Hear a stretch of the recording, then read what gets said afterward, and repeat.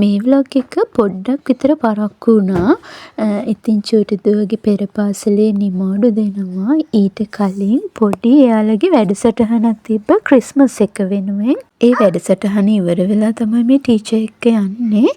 අපිට social media දාන්න එපා කියලා එයාලා ඉල්ලීමක් කරා. ඒක නිසා ඒ කිසිම වීඩියෝ එකක් මම මෙතෙන්දි දැම්මේ නැහැ.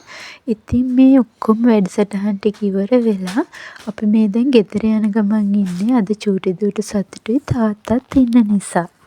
මේ ඉතින් එදා හවස ගෙදර ඇවිල්ලා චූටි දුවගේ වැඩේම ඒ ඇඳුම් ඇඳගෙන නටන එක තමයි. මේ පෙර පාසලේ නිමාඩු දෙන දවසට කලින් දවස.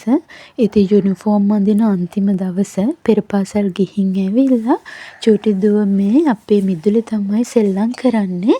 එයා ඉතින් මෙතන තියෙන ගහේ ගෙඩි කඩලා මේ බලන්නකෝ ඒවට කරන වැඩ ගිහිල්ලා පාරේ පේලියට තියනවා. මොනවා කරනවද කියලා හිතාගන්න බෑ. හැබැයි ඉතින් එයා ඒකට හරි කැමතියි. එයා සීතලේ ඉන්න නිසා එයාගේ ජැකට් එක අන්දන්න මම ගොඩාක් උත්සාහ කරනවා. ඔයාලට පේනව නේද? අල්ලගන්න බෑ. එයා හැමතැනම දුවනවා. ඊට පස්සේ කොහොම හරි එයා ගේ ඇතුළට ආවා. ඉතින් ඒක ලොකු දෙයක් වුණා. මොකද එළිය හරිම සීතලයි. ගේ ඇතුළට ආවට පස්සේ මම එයාගේ බෑග් එක පොඩ්ඩක් චෙක් කරලා බැලුවා. මොකද මට ටීචර් කිව්වා ප්‍රසන්ට් තියනවා කියලා බෑග් එක ඇතුලේ. ඉතින් මේ දවස් ටිකේම මොනවා හරි පුංචි ප්‍රසන්ට් චූටි දුවගේ බෑග් එක ඇතුලේ තියෙනවා. ටීචර්ලා දෙන ඒවා, ළමයි සැරින් සැරේ දෙන ඒවා. ඉතින් අද තිබුණේ මෙන්න මේ ටික.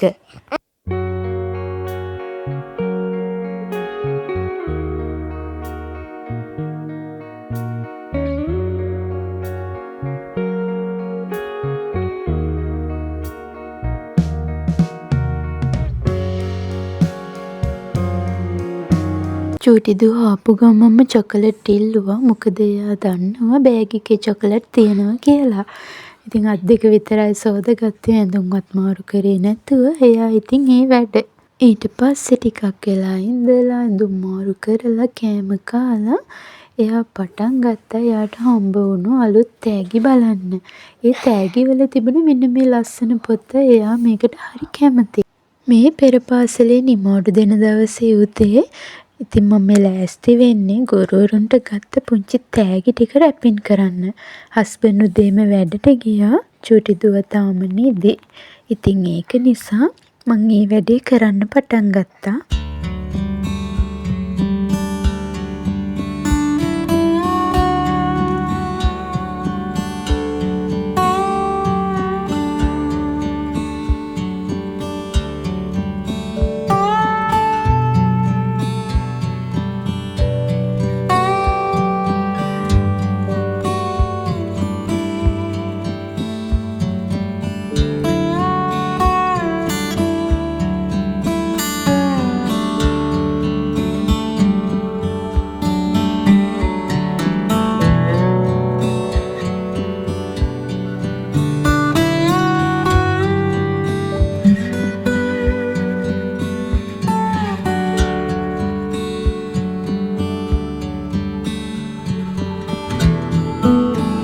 චූටි දුවගේ පන්තියේ යාළුවෝ හැමෝගෙම නම් මම දන්නේ නැහැ.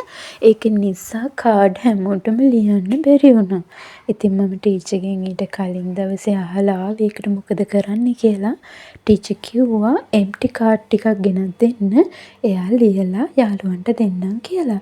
ඉතින් මම ඒ කාඩ් ටිකත් ඒ විදිහට ලෑස්ති කරලා ළමයින්ටත් චොකලට් ටිකකුත් ලෑස්ති කරලා ටීචර්ලාගේ ප්‍රසන්ට් එක්කම අරගෙන ගියා ඒගොල්ලන්ට දෙන්න.